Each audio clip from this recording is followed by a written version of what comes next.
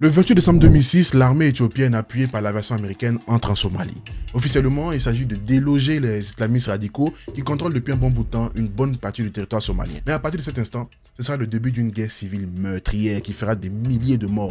D'autant plus que la Somalie était déjà empêtrée dans une situation, pour le coup, très chaotique. Sur le papier, il s'agit de l'alliance des gentils contre un méchant. Mais la réalité du terrain sera beaucoup plus nuancée parce qu'on observe des bavures, des exactions, des pratiques très peu catholiques des deux côtés de la ligne de front. Autre point très important, c'est que l'armée éthiopienne, malgré son équipement supérieur, malgré sa technologie, malgré l'appui des Américains, va galérer pour le coup à dominer, à endiguer cette mouvance islamiste radicale qui est enracinée profondément dans la Somalie. Mais si vous vous rappelez, durant la dernière vidéo, je vous avais évoqué un épisode marquant de l'histoire de la Somalie, la bataille de Mogadiscio qui a vu une déculottée qui a été infligée aux soldats américains. Que s'est-il donc passé entre cette date de 1993 et 2006 où des soldats éthiopiens sont en train d'envahir littéralement la Somalie? Pourquoi les Américains sont une fois de plus mêlés à des opérations dans un pays qui est situé à des milliers de kilomètres de leur territoire? Et question ô combien importante, à la suite de ce chaos qui régnait, à la suite de toutes ces instabilités qui régnaient, qui était le véritable capitaine à bord du bateau somalien? Tant de questions auxquelles on essaiera de répondre ici. Asseyez-vous confortablement, prenez un verre de jus d'orange. L'histoire de la Somalie, dernière partie, c'est maintenant. Bonjour, je suis Mr. Rez, bienvenue sur ma chaîne YouTube. Ici, on parle de culture afro, d'histoire afro, de géopolitique afro. Si tout ça vous parle, n'hésitez vraiment pas à vous abonner. Comme je le dis tout le temps, on est désormais sur Twitch. N'hésitez pas à aller vous abonner. On a fait notre premier live ce jeudi. C'était un début, c'était plutôt sympa. Il y a eu des interactions. Franchement, c'était sympa. Jeudi prochain, on fera un live top où la qualité sera meilleure, où les sujets seront meilleurs. N'hésitez vraiment pas à aller vous abonner, à voir ce qui s'y fait. Et puis, on verra par la suite si ça vous plaît. Avant de continuer la vidéo, une petite pause pour notre partenaire du jour, Made in Immigration. Cette vidéo est sponsorisée par Made in Immigration. Made in Immigration, c'est une marque de vêtements, mais c'est bien plus que ça. C'est un projet qui m'a séduit et vous allez comprendre pourquoi. La team, aujourd'hui, je viens vous présenter bien plus qu'une marque de vêtements. C'est un cri de fierté cousu au fil de notre histoire. Cette marque est une marque qui rassemble, qui représente, qui met la lumière sur le continent africain. Que tu viennes de Dakar, d'Alger, d'Abidjan, de Kinshasa, Douala ou d'ailleurs sur le continent africain, cette marque est la tienne. Chaque pièce est conçue avec un tissu premium ultra confortable. Mais surtout, chaque vêtement raconte notre histoire, notre culture, notre solidarité, notre héritage. Donc naturellement, porter du Made in Immigration, c'est une façon de dire que tu es fier d'être africain, tu es fier de venir du berceau de l'humanité. Donc si vous aussi vous reconnaissez dans ces propos, n'hésitez pas à aller sur le site de Made in Immigration pour choper vos articles et vous m'en direz des nouvelles. En plus de cela, les vêtements sont livrés assez rapidement, on parle d'environ 5 jours grand maximum. Mais attention, les stocks s'écoulent assez vite parce que Made in Immigration, c'est un peu comme de la loco dans une bonne soirée ou si vous voulez du Makemba. Donc n'hésitez vraiment pas à aller choper vos articles avant qu'il y ait une rupture de stock. Avec Made in Immigration, nous sommes fiers de nos racines, libres dans nos styles. Après la chute de M. Siad Barre, la Somalie est tombée littéralement dans un chaos indescriptible parce que les factions politico-militaires qui sont associées pour l'évinceur du pouvoir n'ont pas réussi à s'associer pour diriger le pays. Elles sont rentrées dans une guerre fratricide. Parallèlement à cette situation, le nord du pays qui avait été colonisé par la Grande-Bretagne, en l'occurrence le Somaliland, a décidé de se dissocier de la Somalie et de prendre son indépendance en 1991. Mais le reste du territoire était enclin à des révoltes, à des affrontements, à des massacres, à des pratiques très sombres qui ont causé des milliers de morts. Et l'épicentre de cette instabilité était bien évidemment la capitale Mogadiscio. À Mogadiscio, il y avait d'innombrables seigneurs de guerre, mais les deux plus grands seigneurs de guerre étaient notamment M. Mohamed Farah Aidid et M. Ali Mahdi Mohamed qui s'étaient autoproclamés président et soutenus par les Occidentaux. Et cette situation a créé des ravages, a empêcher toute tentative de reconstruction du pays. Mais bien plus important, on pourrait se dire que M. Ali Mahdi, soutenu par les Occidentaux, était en pole position. Sauf que M. Mohamed Farah Aidid n'était pas n'importe qui. C'était l'un des seigneurs de guerre les plus puissants du pays. Il était à la tête de l'Alliance nationale somalienne, qui était aussi l'une des factions militaires les plus puissantes. Il faut également préciser qu'il faisait partie du sous-clan Saad, subdivision du clan Abeg Edir de la tribu des Awiyés. Autre point très important, c'est que Mohamed Farah Aidid avait un soutien non négligeable, en l'occurrence un homme qui était son financier mais qui était également son conseiller. Et cet homme c'est M. Osman Hassan Ali, appelé communément Osman Ato. Cet homme-là, retenez bien son nom parce que son nom reviendra dans la vidéo et il sera le game changer. Il sera l'élément même qui va, dans la suite de l'histoire, causé la perte de son allié, M. Mohamed Farah Aidid. Quoi qu'il en soit, vous avez compris qu'à Mogadiscio, il y avait deux seigneurs de guerre qui se faisaient vraiment des affrontements très meurtriers. Et ça va empêtrer le pays dans une situation indescriptible, avec des dizaines de milliers de morts, avec une famine qui s'est ajoutée à cela. Donc le pays était littéralement en faillite. Et à cette époque, les instances internationales n'ont pas daigné agir parce qu'elles étaient plus préoccupées par la situation au Golfe. Il a fallu attendre 92-93 pour que l'ONU daigne enfin déployer une opération visant à pallier aux problèmes humanitaires, mais également veiller à ce que l'instabilité revienne. Et cette opération était appelée l'opération Restore Hope, avec notamment l'ONUSOM 1, l'ONUSOM 2. Mais ceux qui lidaient ces opérations étaient bien évidemment les Américains. There may be some armed people in the area that could cause some harm to our guys. All right, and for your safety and their safety, just we need you to move as far down the beach as you can. Mais l'opération Restore Hope s'est soldée par un gros échec, notamment parce que cette opération, qui était censée être humanitaire, certes militaire, mais surtout humanitaire, a finalement été une opération qui n'a jamais été neutre et qui a été très partiale. Parce que dès le départ, les Américains et les troupes de l'ONU ont choisi parmi tous les seigneurs de guerre celui-là même qui était le moins enclin à être problématique et celui-là même qui était potentiellement l'origine des problèmes. Ils ont clairement fait de Ali Mahdi l'homme qui devait soutenir et fait de Mohamed Farah Aidid la raison de l'instabilité de la Somalie. Dès cet instant, de grosses tensions sont nées entre les hommes de Farah Mohamed Aidid et les Américains. Bien évidemment, les accusations qui lui étaient attribuées étaient pour beaucoup fondées, mais il n'était pas le seul responsable de l'instabilité de la Somalie, bien évidemment. Mais ces tensions vont aboutir à la bataille de Mogadiscio qui va voir l'humiliation faite aux soldats américains, avec certains qui ont été tués, certains qui ont été emprisonnés, les dépouilles de certains qui ont été traînés devant les caméras du monde entier. Et bien évidemment, ça a abouti au retrait des troupes américaines du sol somalien. En 1995, les troupes de l'ONU ont suivi et se sont retirées également de la Somalie. À partir de cet instant, la Somalie était un pays qui était déjà en faillite, qui était déjà en décrépitude, qui était déjà dans le chaos, mais les troupes onusiennes et les troupes américaines se sont retirées. On allait maintenant assister à une guerre sans messie entre les seigneurs de guerre. La première question qu'on peut se poser donc, c'est qui allait devenir le capitaine à bord du bateau? À ce stade de l'histoire, ce n'est qu'un rappel, ce n'est qu'une mise en contexte pour ceux qui n'ont pas vu la première et la seconde vidéo que vous retrouverez ici. Maintenant, rentrons dans le vif du sujet. Au sortir de cette déroute américaine, très clairement, le seigneur de guerre le plus influent, le plus craint au sein du pays, c'était bien évidemment Mohamed Farah Aidid.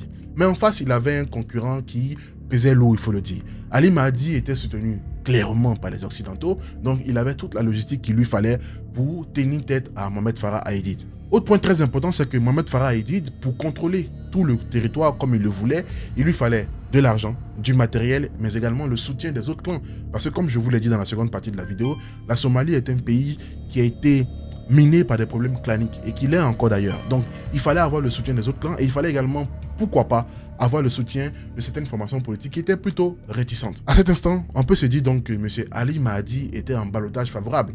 Sauf que Mohamed Farah Aidid est un homme plein de ressources. En juillet 1995, à la suite de quelques manigances, quelques bidouillages, il s'autoproclame président de la Somalie, soutenu par ses partisans. Bien évidemment, cette autoproclamation ne sera pas validée et acceptée par les instances internationales. Mais vous l'avez compris, maintenant au sein du pays, c'est littéralement une guerre entre deux hommes. Mais point très important, un peu plus tôt dans la vidéo, je vous avais énoncé le nom de M. Osman Atto, celui-là même qui était le financier de Farah Mohamed Aidid, celui-là même qui était son conseiller. Sauf que quelques mois à peine l'autoproclamation de Mohamed Aidid en tant que président de la Somalie, Osman Atto a fait défection. Pire, il fait défection, il crée sa faction militaire et il va aller s'allier à son ennemi juré, M. Ali Mahdi. À partir de cet instant, les affrontements, l'instabilité du pays allaient franchir un autre cap. Et l'allégeance de M. Osman Atto à M. Ali Mahdi allait mettre clairement M. Farah Mohamed Aidid dans une position très compliquée pour le coup. En effet, alors que le Nord tente de se reconstruire, le Sud sombre dans le chaos. Les affrontements entre les seigneurs de guerre provoquent un exode massif et plongent la Somalie dans l'effondrement. Depuis 1985, environ 100 000 Somaliens meurent dans les violences, dont la moitié avant 1991. À cela s'ajoutent 200 000 à 350 000 morts de la famille en 1992, aggravés par la guerre. Donc vous comprenez donc que le climat est devenu littéralement invivable. Les Somaliens civils prennent des balles. Les Somaliens civils sont victimes d'exactions. Le pays est littéralement morcelé. Il y a une partie qui a pris son indépendance et le peu qui reste est tiraillé entre les chefs de guerre qui font des batailles pour contrôler vraiment des territoires. À cet effet, Mogadiscio était divisé en plusieurs territoires. Le nord était contrôlé par les hommes de Ali Mahdi Mohamed et le sud était contrôlé par les hommes de Farah Mohamed Aidid. Sauf que Farah Mohamed Aidid était désormais en guerre avec son ancien bras droit. Et cette guerre allait se faire maintenant au sud de Mogadiscio, notamment dans le quartier de Medina. Et c'est là-bas que les batailles allaient vraiment faire rage entre ces deux anciens alliés pour le contrôle d'un même territoire. En effet, en 1996, les affrontements entre les milices de Mohamed Aidid et Ali Mahdi font des centaines de morts. Celui qui avait réussi à chasser les Américains de la Somalie se retrouve désormais isolé, confronté à son plus redoutable adversaire, devenu l'allié de son ancien bras droit, Osman Atto. Malgré une brève accalmie, les combats reprennent violemment entre le 21 et le 24 juillet. À Mogadiscio, la guerre fait rage. Les affrontements entre les deux anciens compagnons s'intensifient, chacun cherchant à s'emparer du sud de la capitale. C'est donc dans ce climat conflictuel qu'une rumeur commence à enfler au sein du pays. La rumeur selon laquelle M. Mohamed Aidid aurait été blessé gravement lors des affrontements et que sa vie même serait en danger. Parallèlement à cette rumeur qui enflait, il faut dire que le pays dans sa globalité était désormais dans une instabilité chronique. La situation dans le nord-ouest du pays, notamment au Somaliland, n'était plus aussi stable qu'auparavant, marquée désormais par des dissensions internes. Le Puntland, situé au nord-est, connaissait aussi une montée des tensions et de l'instabilité alimentée par un désir croissant d'indépendance à l'instar du Somaliland. Au cœur de ces troubles, un nom revenait sans cesse, le nom de Abdoulaye Youssouf Ahmed, le même qui avait tenté de renverser Siad Barre en 1978. Il faut dire que ce Abdoulaye Youssouf Mohamed était un homme au profil très intéressant. En 1978, il a tenté de renverser Siad Barre. À la suite de son échec, il s'est exilé au Kenya. Finalement, il a été récupéré par l'Éthiopie. Il est finalement devenu le pion de l'Éthiopie. Il est finalement devenu un homme à la botte de l'Éthiopie, très clairement. Donc, pour faire simple, on est en juillet 1996. L'un des seigneurs de guerre les plus importants du pays est, semble-t-il, blessé. En tout cas, c'est la rumeur qui court. Le pays, dans sa globalité, est empêtré dans une instabilité, mais incroyable. Et certains hommes politiques, certains leaders financés par des forces extérieures sont en train de prendre de l'ascendant. Voilà un peu la situation de la Somalie. Mais revenons un peu à cette rumeur. En fait, durant ces combats qui ont émaillé Mogadiscio pendant ce mois de juillet, semble-t-il que M. Mohamed Farah Aidid aurait été touché grièvement par balle.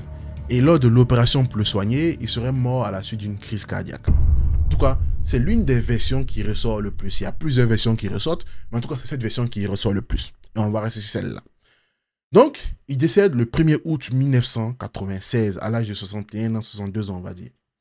À la suite de cela, on fait son enterrement et des milliers de Somaliens sortent en pleurs et il est enterré vraiment devant une foule immense, signe qu'il était vraiment populaire. Et là, Mohamed Farah Aidid, l'un des seigneurs de guerre les plus importants du pays, est décédé. Il est décédé lors de combats qui l'opposaient aussi à son ex-allié, Osman Atto. La question qu'on peut se poser donc, c'est qui est ce Osman Atto? Et vous allez comprendre qu'il a un profil pour le coup très étrange. Osman Ali Atto est un homme d'affaires somalien, assez controversé il faut le dire, mais très vite, il va rentrer au sein de l'ASN, l'Alliance nationale somalienne. Il va devenir bras droit de M. Mohamed Farah Aidid. Il va même devenir le financier de l'entité. Il va occuper un poste central dans la gestion politique et dans les opérations. Sauf que, paradoxalement à cela, Osman Ali Atto est le représentant de l'entreprise pétrolière Conoco, entreprise américaine en Somalie.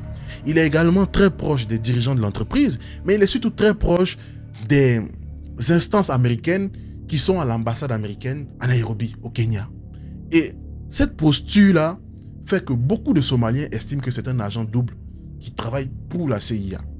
Et ça, cette rumeur-là va rester dans la tête de beaucoup de Somaliens. D'autant plus qu'en 1993, il est arrêté par les troupes américaines. Il est finalement libéré en 1994, après que Aidid ait fait vraiment vents et marées pour qu'on puisse le libérer. Quoi qu'il en soit, il est libéré. Mais les Somaliens, ou beaucoup, disent que cet homme était un agent double et qu'il aurait été arrêté par les Américains parce qu'ils ont estimé qu'il n'était plus aussi utile qu'ils le croyaient. Quoi qu'il en soit, quand il sort, il dit qu'il a été maltraité, qu'il a été victime de beaucoup de choses, mais de nombreux papiers seront écrits et vont laisser sous-entendre que M. Osman Atto est beaucoup plus proche des Américains qui veulent le faire croire. Parce que M. Scott Peterson, un journaliste britannique, va écrire un article dans lequel il va clairement dire que quand il a eu les retranscriptions des interrogatoires, contrairement aux autres membres de la faction de M. Farah Mohamed Aidid, qui ont été décrits comme peu coopératifs, violents, extrémistes, Osman Ato a reçu des remarques très élogieuses. Voilà un peu le profil de ce dernier. Donc, à la question de savoir pourquoi ces deux alliés se sont séparés, la version officielle voudrait qu'ils aient eu des différends sur la gestion de l'ASN. Mais la version officieuse voudrait que M. Osman Ali Ato soit un agent double qui travaillait pour la CIA et que sa séparation avec M. Mohamed Farah Aidid n'est tout autre que une réponse à son employeur depuis le départ. D'autant plus que les Américains avaient gardé une dent contre M. Farah Mohamed Aidid, celui-là même qui leur avait fait mordre la poussière à Mogadiscio. Je vous laisse donc deviner, débattre en commentaire, me donner vos avis. Quoi qu'il en soit, Mohamed Farah Aidid est décédé. L'homme qu'on avait dépeint comme le coupable de toute l'instabilité qui régnait en Somalie est désormais mort. Qu'allait-il advenir du pays? Parce que de nombreux observateurs occidentaux se sont accordés pour dire que, enfin, la Somalie allait se porter bien parce que le coupable de toute cette instabilité n'est plus là. D'ailleurs, il y a un homme spécialiste, soi-disant, de la Somalie, M. Yohan Lewis, qui avait dit que la Somalie se dirigeait vers un développement positif. Mais la réalité a été tout autre. Parce qu'à la mort de M. Mohamed Farah Aidid, il a très vite été remplacé par son fils, Hussein, âgé de seulement 34 ans, choisi par le clan pour devenir le nouveau leader. Hussein a également un profil assez atypique, il faut le dire. Il a grandi en Somalie, à 14 ans, il s'est envolé pour les États-Unis. Il s'est engagé dans les troupes américaines, il est devenu un Marines. Et lors de l'opération Restore Hope en Somalie, il était même sur le territoire parce qu'il avait une maîtrise de langue somali et donc il était là. Donc pendant que son papa combattait le Restore Hope, lui, on va dire qu'il en faisait partie. Voilà.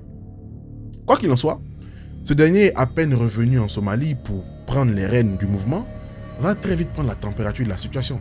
Le 7 décembre 1996, les forces d'Ali Mahdi Mohamed, rival historique de son père, lancent une offensive contre son quartier général. Les combats durent pratiquement 5 jours, font 300 morts, dont de nombreux civils. L'objectif du camp de Ali Mahdi était clair: anéantir le camp de M. Mohamed Aidid. Père ou fils, il voulait clairement les anéantir. Mais aussi paradoxal que cela puisse paraître, à peine quelques mois plus tard, ils ont entamé des négociations entre les deux factions politiques. En janvier 1997, ils ont commencé déjà à entamer des pourparlers qui vont se solder par une conférence en Égypte où ils vont discuter, mettre vraiment les jalons d'une paix en devenir. C'est la situation en 1997, on va dire. En décembre 1997, ils sont en train de pourparler. Ils sont en train d'essayer de faire la paix entre ces deux grandes factions rivales. J'ai fait exprès de parler de l'instabilité de la Somalie en commençant par des facteurs internes propres aux Somaliens. Parce que s'il y a des problèmes en Somalie, les premiers coupables sont potentiellement et très certainement des Somaliens. Ces leaders politiques somaliens qui n'ont pas eu la maturité de mettre leur ego de côté, mais qui se sont fait la guerre. Mais les problèmes en Somalie sont aussi et surtout liés à un passif régional qui est très tendu. Comme je vous l'ai dit dans la dernière vidéo, la Corne de l'Afrique, c'est une région hautement stratégique. Il y a de la richesse, il y a des enjeux stratégiques, il y a la mer Rouge, il y a le détroit de Bab el-Mandeb. Bref, il y a plein de choses importantes pour la géopolitique au sens international. Et bien évidemment, si vous n'êtes pas nouveau sur la chaîne, quand je dis ce genre de mots, vous savez très bien que ça ne sent pas bon, clairement. Intéressons-nous maintenant à tout ce qui a pu se passer au plan sous-régional pour mettre la Somalie dans cette situation qui était plus que chaotique. Au milieu des années 90, la région, la Corne de l'Afrique, connaît des bouleversements très importants. Meles Zenawi prend le pouvoir en Éthiopie tandis que l'Érythrée est devenue indépendante un peu plus tôt sous la direction de M. Isaias Afewerki. Ces deux anciens alliés, unis contre la dictature de Mengistu Mariam, entretiennent d'abord de très bonnes relations et cherchent à jouer les rôles de stabilisateurs dans la région, notamment en Somalie. C'est-à-dire que ces deux personnes, Meles Zenawi et Isaias Afewerki, ont pendant longtemps été alliés quand ils combattaient Mengistu Mariam, notamment pour l'Érythrée, pour son indépendance, et pour M. Meles Zenawi pour accéder au pouvoir. Donc ce sont deux personnes qui politiquement et même humainement au début avaient des intérêts communs et s'entendaient bien. Je dis bien, bien. Autre point très important, c'est que Isaias Afewerki, pendant qu'il combattait pour l'indépendance de son pays contre l'Éthiopie, notamment avec le Front populaire de libération de l'Érythrée, il était soutenu par la Somalie. Les Somaliens ont soutenu l'Érythrée dans leur combat pour l'indépendance. Le régime de Siad Barre a fourni équipement, financement, passeport aux leaders de cette faction pour qu'ils puissent utiliser le territoire somalien comme endroit de villégiature ou même base arrière. Donc la Somalie a fortement œuvré pour l'indépendance de l'Érythrée. Et ça, c'est une donnée qui est très importante. De ce fait, Isaias Afewerki, lorsqu'il obtient son indépendance et qu'il devient président de l'Érythrée, on va dire qu'il va veiller vraiment, il va dans un premier temps vouloir une stabilité au sein du pays. Il va même commencer des premières démarches pour colmater les brèches pendant que les instances internationales n'étaient même pas encore soucieuses de la situation qui prévalait en Somalie. Il va faire beaucoup de choses pour essayer vraiment de remettre le pays sur de bons rails, essayer d'entamer des négociations, même si ce sera un échec patent. À ce stade de l'histoire, Meles Zenawi et Isaias Afewerki s'entendent plutôt bien. Donc, ils sont tous deux d'accord pour que la Somalie soit réunie, soit unifiée, soit sur une bonne longueur d'onde, que la Somalie retrouve la stabilité. Je dis bien à ce stade de l'histoire. Sauf que chasser le naturel, il revient en galop. Du moment où Meles Zenawi a vraiment pris le pouvoir, il a vraiment pris possession de son pouvoir, les intérêts nationaux vont primer. Il faut comprendre une chose, comme je vous l'ai dit dans la seconde partie de la vidéo, l'Éthiopie, en tout cas, les présidents éthiopiens n'avaient aucun intérêt à voir la Somalie unifiée et solidifiée, on va dire. Parce que dès l'instant où les Somaliens étaient unifiés, ils avaient un rêve, le rêve de la grande Somalie. Et au cœur de ce grand rêve, il y avait l'Ogaden, ce territoire-là qui a été annexé par l'Éthiopie depuis 1900 et qui ne veut absolument pas lâcher. Donc, Meles Zenawi est conscient de cela. Il ne veut pas laisser le territoire de l'Ogaden. Surtout que le territoire de l'Ogaden, contrairement à ce qu'on dit, ce n'est pas, comme je l'ai dit, ce n'est pas une étendue de sable. C'est un territoire hautement stratégique, mais c'est un territoire également où il y a beaucoup de ressources naturelles. Et ça fait que l'Éthiopie ne veut pas lâcher ce territoire. Donc, à partir de cet instant, l'Éthiopie qui était sur la même longueur d'onde que M. Isaias Afewerki, notamment sur le fait que la Somalie devait s'unifier, se stabiliser, aller sur une bonne dynamique, va finalement faire chemin solo, va finalement retomber dans ses objectifs géopolitiques et ses objectifs régionaux, il faut le dire. Et là, ça va insuffler à ce conflit somalien une énergie encore plus dévastatrice. Mais attention, dans cette instabilité qui régnait en Somalie, il n'y avait pas que l'Éthiopie, il n'y avait pas que l'Érythrée. Il y avait également d'autres pays. L'Égypte, ennemie de l'Éthiopie sur beaucoup de questions, notamment la question du Nil, a trouvé bien de prendre position également en soutenant des factions militaires. Parce que, je ne l'ai pas dit peut-être, l'Éthiopie a commencé à soutenir toutes les factions militaires qui étaient enclins à favoriser la fragmentation du pays. Monsieur Abdoulaye Youssouf a donc été soutenu fortement par l'Éthiopie. Certains autres leaders de factions politiques, notamment monsieur Al-Mahdi, a été soutenu par l'Éthiopie. Donc, l'Égypte a également pris position dans ce sens. Vous avez également le Soudan, qui était dans une doctrine islamiste avec son éminence grise, M. Hassan el-Tourabi, qui a trouvé bien de soutenir tous les mouvements islamistes au sein de la Somalie, parce que c'était pour lui l'occasion d'étendre l'influence islamiste dans des pays comme la Somalie. À côté, vous aviez également la Libye. La Libye, dans sa doctrine panafricaine, a trouvé bien de défendre tous les leaders de factions militaires opposés à la doctrine occidentale. Donc, bien évidemment que M. Farah Mohamed Aidid a été soutenu par la Libye. Et Farah Mohamed Aidid a également été soutenu par l'Érythrée. Quand il est mort, son fils a également été soutenu par l'Érythrée en réponse au soutien de l'Éthiopie apporté à d'autres factions. Donc, vous comprenez donc que tous ces agents, tous ces acteurs régionaux qui auraient eu la décence d'agir dans le cadre d'une stabilisation, d'une unification, d'une paix en Somalie, ont tous à un moment donné œuvré à l'aggravation de la situation qui prévalait au sein du pays. Donc la situation en Somalie n'était pas chaotique seulement du fait des Somaliens, elle était chaotique également du fait des facteurs, des agents régionaux. On ne va même pas d'abord attaquer les Occidentaux, on reste d'abord entre Africains. Donc entre Africains, on réussit à se déstabiliser. C'est que dans l'inconscient de beaucoup de personnes qui me demandent une vidéo sur l'Éthiopie, beaucoup disent l'Éthiopie c'est un pays panafricain, Haïlé Sélassie c'est un grand panafricain. J'ai bien peur que l'histoire de l'Éthiopie qu'on va aborder dans quelques semaines puisse vous décevoir. Je ne vais pas en vendique contre l'Éthiopie, attention. C'est un grand pays qui a une belle histoire, notamment la lutte contre la colonisation occidentale. Mais si on veut vraiment analyser, ça va être... Beaucoup seront déçus. Beaucoup seront déçus. Mais en tout cas, on y reviendra. Bref. Donc, vous voyez donc que la Somalie est empêtrée dans une situation indescriptible. En interne, c'est chaotique. En externe, les agents régionaux jouent chacun pour leur petit jeu. D'autant plus que, à cette époque, toutes ces manigances de ces agents-là étaient certes motivées par des facteurs géopolitiques, mais étaient également motivées par des facteurs économiques. Parce que sur les côtes somaliennes, on a découvert du pétrole.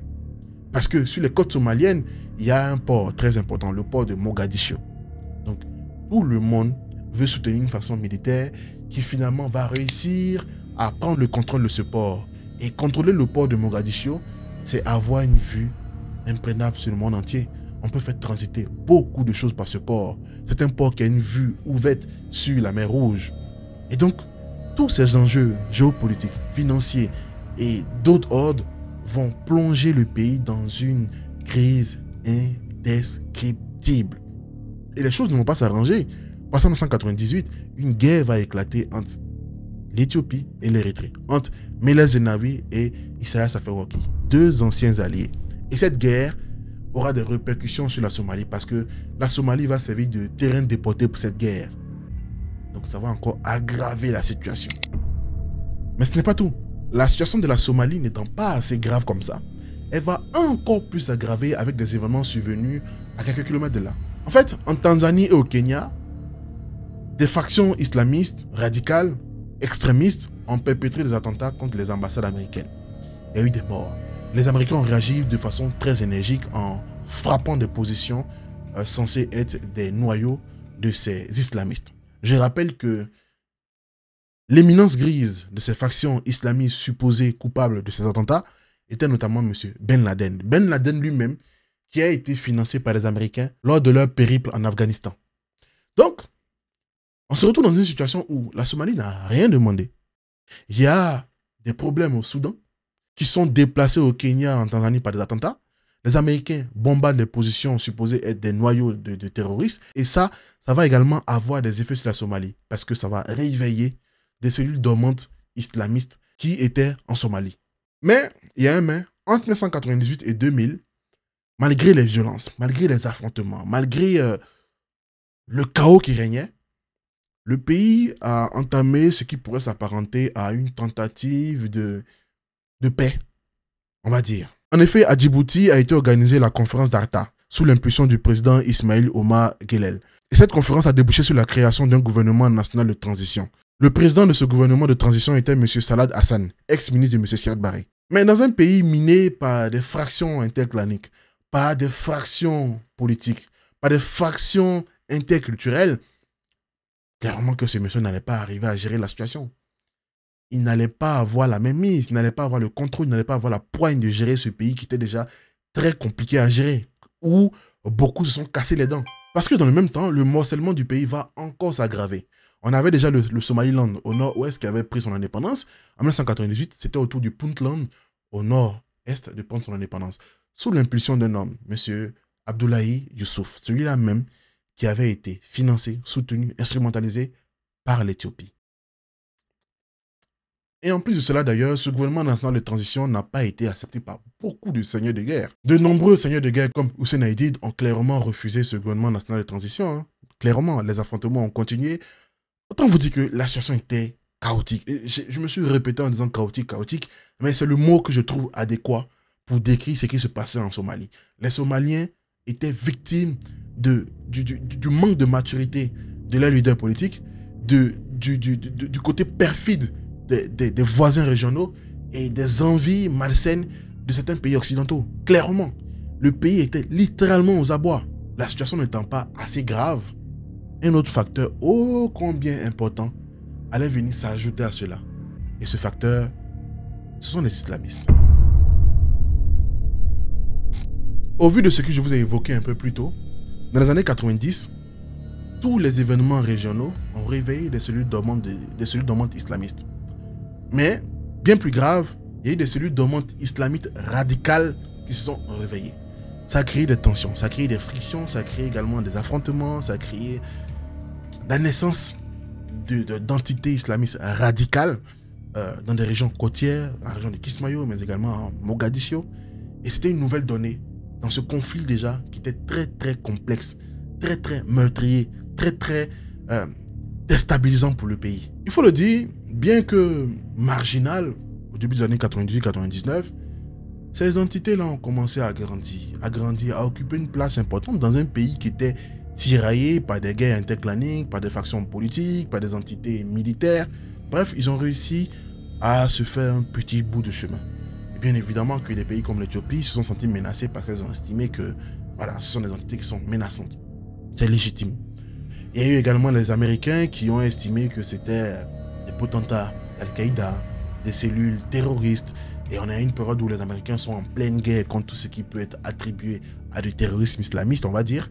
Et donc, ça a complexifié encore plus la situation en Somalie. C'est dans ce contexte-là, au cours des années 2000-2001, qu'un mouvement va prendre de l'ampleur, va commencer à faire ses premières marches. Ce mouvement, c'est l'Union des tribunaux islamiques. Mais il faut être objectif et il faut avoir le don de dire la vérité souvent.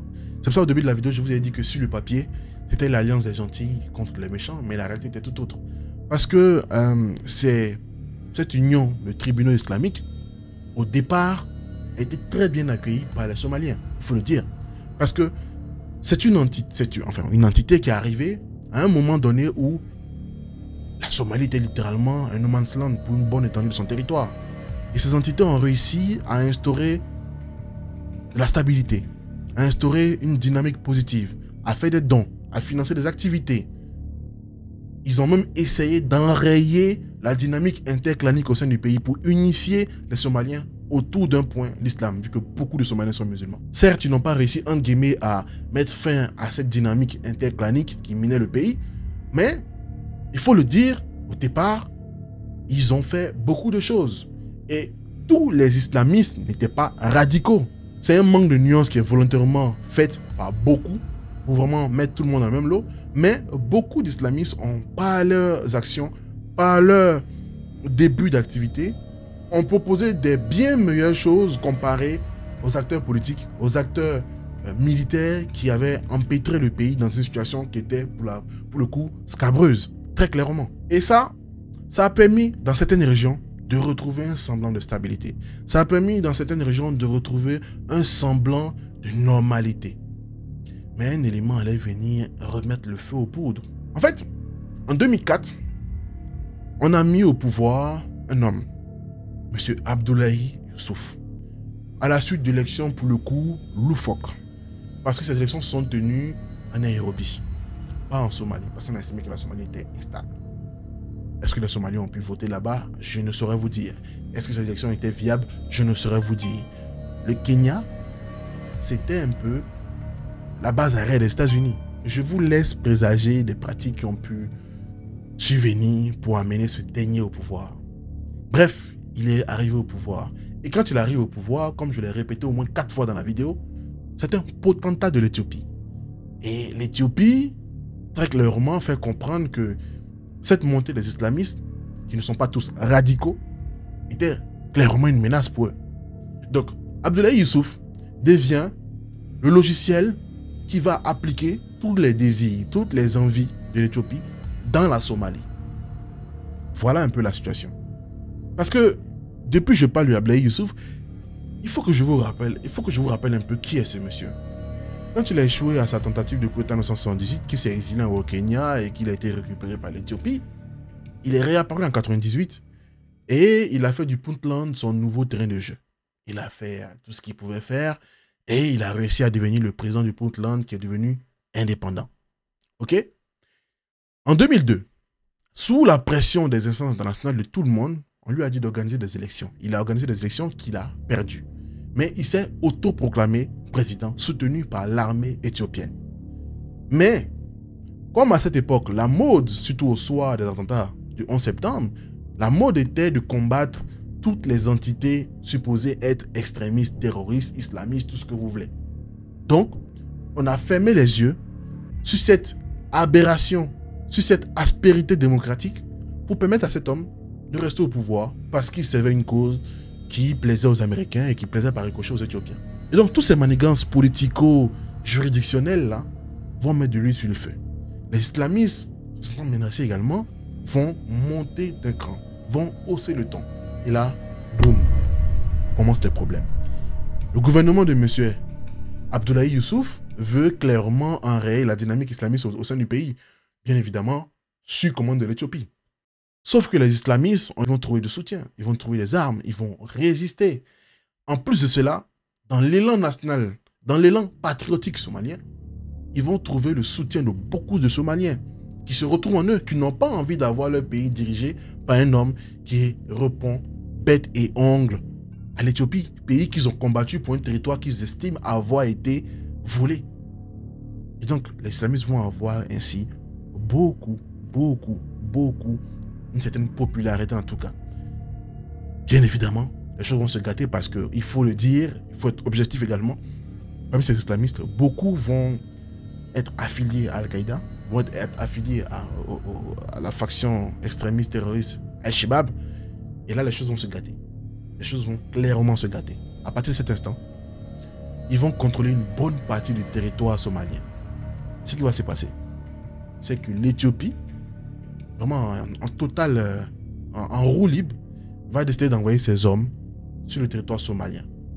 On est quand même en 2006, hein, dans le monde moderne. La Somalie sera envahie par des troupes éthiopiennes qui seront appuyées par la version américaine qui va frapper les positions de ces islamistes-là et ils vont rentrer en Somalie. Et ce sera le début d'une guerre civile meurtrière. Je dis bien meurtrière, on parle de milliers de morts. Mais les troupes éthiopiennes qui ont atteint pratiquement 15 000 hommes au pic des affrontements sont arrivés, armés, soutenus par les Américains. Ils vont solidifier, positionner M. Abdoulaye Youssouf comme président. Et la mission sera vraiment d'effacer, d'enrayer la dynamique des islamistes au sein du pays. Sauf que ces islamistes-là, pour beaucoup, seront radicalisés, sont soutenus par des entités, pour le coup, un peu sombres. Et là, les affrontements vont commencer. Mais ils auront du mal à enrayer cette dynamique islamiste. Le pays va sombrer dans une guerre civile meurtrière. Sauf que les troupes éthiopiennes, censées veiller au renouveau, à la stabilité du pays, vont s'adonner à des pratiques, pour le coup, très peu catholiques. Trafic d'armes, ils vont vendre même des armes aux islamistes. C'est pas moi qui le dis, c'est un article très sérieux qui le prouve. Ils seront épinglés. L'ONU même va prendre connaissance de cette pratique. Donc on envoie des gens pour aller combattre des entités. Ils vont aller faire des business de trafic d'armes en pleine Somalie. À tel enseigne qu'en 2009-2010, on estimait qu'une bonne partie des armes aux mains des islamistes étaient souvent des armes qui étaient vendues par certains... voilà, ok. Pour ne pas arranger les choses, les commandants ougandais de l'AMISOM, mission de l'Union africaine en Somalie, se sont livrés eux aussi à des petits marchés suicidaires, mais très lucratifs. Plutôt que de détruire les armes qu'ils avaient saisies, ils les revendaient. Oui, ils les revendaient. Les hommes de l'armée éthiopienne sont également laissés à des exactions, des pratiques, pour le coup, qui vont à l'encontre des droits de l'homme. Et tout ça, ça a nourri au sein de la Somalie un élan de soutien, en tout cas pour beaucoup de Somaliens, aux islamistes, on va dire. Et ils auront eu tout le mal, mais ils ne vont jamais, au grand jamais, réussir à mettre à mal, à écarter ces islamistes. Au final, on est passé d'un islamiste pour une bonne partie normale à un islamiste radical qui s'est créé en réaction à beaucoup de choses. Et la situation est restée comme ça jusqu'en 2009. Ils se sont retirés de l'Éthiopie. Il y a eu un nouveau président. Mais je ne peux même pas vous dire qu'on va continuer la vidéo parce que jusqu'à présent, il y a beaucoup de problèmes en Somalie. C'est le résultat de beaucoup de choses internes et externes. J'espère vraiment que vous avez aimé cette vidéo. C'est la dernière partie de la vidéo de la Somalie. Je suis sûr qu'on en refera une autre parce qu'il y a beaucoup de choses encore à dire. Mais l'histoire de la Somalie, quand elle passe dans les médias, on la montre comme des fous qui se font la guerre. On parle comme des pirates qui font la guerre aux bateaux qui viennent là. D'ailleurs, on fera une vidéo d'ailleurs sur les pirates en Somalie parce qu'il y a beaucoup de choses à dire. Croyez-moi. Mais, il y a un gros mais. Cette situation est le fruit de beaucoup de manigances, de beaucoup de pratiques malsaines. Les Américains ont littéralement fait de la Somalie leur petit terrain de jeu. À l'heure où je vous parle, beaucoup d'opérations bizarres, beaucoup de pratiques bizarres, beaucoup de manigances étranges parce que la Somalie est un pays hautement stratégique. dans les jeux de géopolitique. Quand on parlera de Djibouti, vous verrez également que, voilà, la région de la Corne de l'Afrique, c'est littéralement devenu le terrain de jeu de tous ceux qui veulent s'adonner à la géopolitique grandeur nature. En tout cas, j'espère que vous avez aimé cette vidéo. J'espère que vous avez aimé cette série de vidéos qui vous aura, j'espère, permis de comprendre en surface un peu plus la situation de la Somalie. N'hésitez donc pas à vous abonner, à liker, à partager, à commenter surtout. Et puis, comme je vous ai dit, on est sur Twitch. N'hésitez pas à aller vous abonner. Tous les liens de mon Twitch sont dans ma description. Le lien de ma chaîne secondaire est dans ma description. C'est là-bas que je republierai les replays de mes Twitch. Les jeudis 21h30, on fait une Twitch. Je compte également organiser un second live, peut-être en week-end, une fois sur deux, en 15 on va dire. Mais ce qui sera beaucoup plus chill, on va dire, parce que dans ce live, je pense qu'on va ensemble, vous allez ensemble me poser des questions que vous voulez. On va débunker quelques petites vidéos d'actualité. On va débattre des sujets, pas forcément géopolitiques, pas forcément historiques, mais qui touchent notre communauté. Donc voilà, n'hésitez vraiment pas à aller vous abonner. Jeudi passé, on a fait un bon live qui a duré pratiquement 2 heures. 2 heures. Il y a des gens qui sont venus, qui ont répondu dans le chat, qui ont appelé. C'était vraiment sympa. Mais il y a encore beaucoup de choses à améliorer. Il faut que je prépare beaucoup plus. Il faut que la forme, la qualité de la vidéo soit meilleure. Je suis en train d'y remédier. En tout cas, allez sur Twitch. On doit s'imposer là-bas aussi. Où il y a de la place, où il y a des choses qui se passent, on va y aller. La nature a horreur du vide. Donc, on va occuper tous les petits recoins pour propager la bonne parole. Ciao, ciao.